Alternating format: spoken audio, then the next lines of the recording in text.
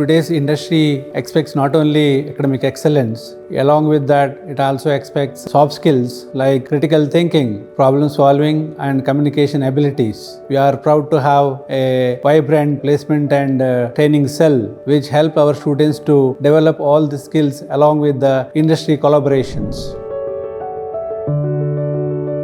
Canara Engineering College is an institution where students try to learn, understand, and develop solutions for the real life problems. And for this, initially they develop the knowledge, skills, and personal abilities so that they can easily bridge the gap between the academy and the industry. Our culture is actually, we are conducting a lot of activities in the institute, either it may be a technical activity or a cultural activity or improving the communication skills of the students. And we make all the students to involve in all the activities conducted in our institute so that they can improve their communication skills, managing abilities, and other technical skills. Mentorship is actually a major part of our institute where our faculty members, they mentor minimum 15 students and they guide them, help them in developing the technical knowledge and develop the project. We find the transformation in our students in terms of developing the knowledge, personal skills, and other extracurricular skills when they transform from first year to the final year.